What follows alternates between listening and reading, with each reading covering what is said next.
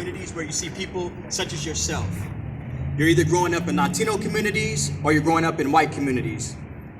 So it's a very painful experience. It's important for my people to begin identifying themselves and organizing themselves. And what we're asking is for our brothers and sisters who are brown, for our brothers and sisters who are white, to help support us in that effort. One of the things that we're going to start demanding, and what you see being demanded all across this nation now, is large-scale defunding of police departments and the reallocation of those resources back into communities of color in order to for crime prevention. And the reason why is because they spend a lot of money on police budgets under the guise of fighting crime. But what we understand is that crime is created through the condition of poverty. So if you want to effectively fight crime, then what you need to do is fight poverty. We want those funds to be reallocated. Absolutely.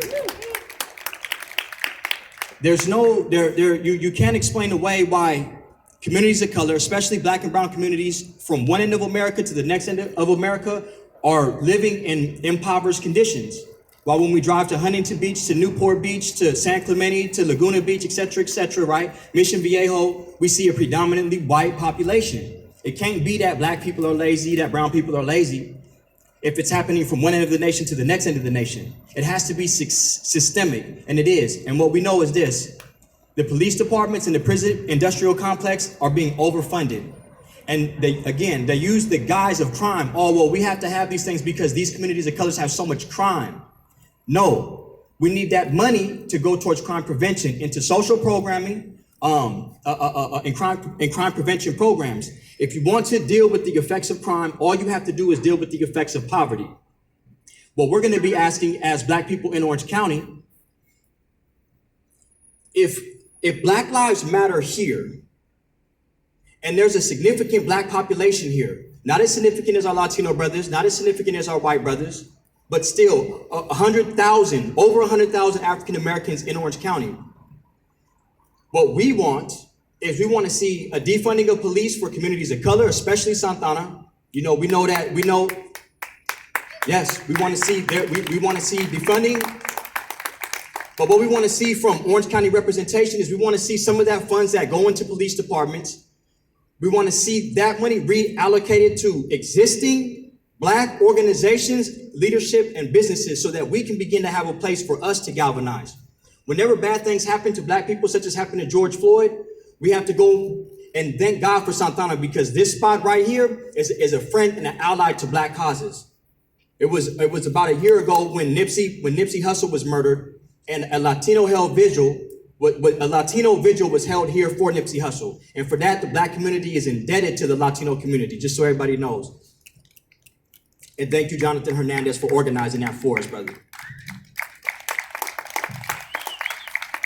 So what we're going to call for in Black Orange County is a massive defunding of police and a reallocation of resources. That especially is going to be important in this city for our brown brothers and sisters, because we know that this particular city police department is being overfunded, and we know what they're doing to you guys. We know that it's a hostile, militaristic force that is locking up your children, and that you're being subjected to the same kind of conditions that black people are being subjected to all across this nation.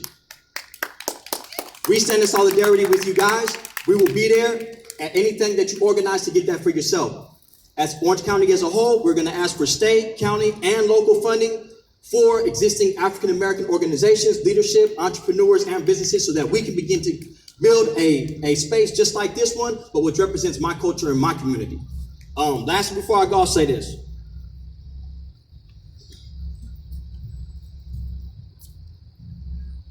Black OC is not about division.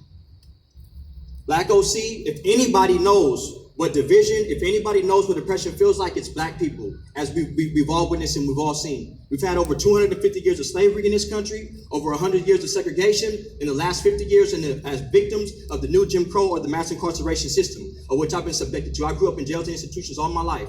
I have a very firsthand experience about how those systems work, against the benefit of African American and brown people, particularly, especially. But at Black OC, a lot of people hear black and they feel, are you not being inclusive? No, we're being representatives of our community. We understand that we all have uniquenesses about ourselves, and we support everybody in their uniqueness. But we also understand that we're similar. And so that's why at Black OC, we call ourselves the Unity Gang. And what we represent is the unity flag. And this is what it looks like.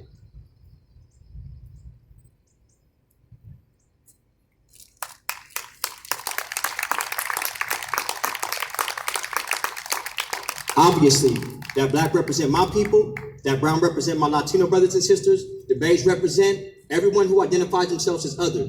And the white does not represent white nationalists, does not represent white supremacists, does not represent racist ass police force, but it represents the white people who stand in solidarity with their communities of color. With that said, I love y'all, one love.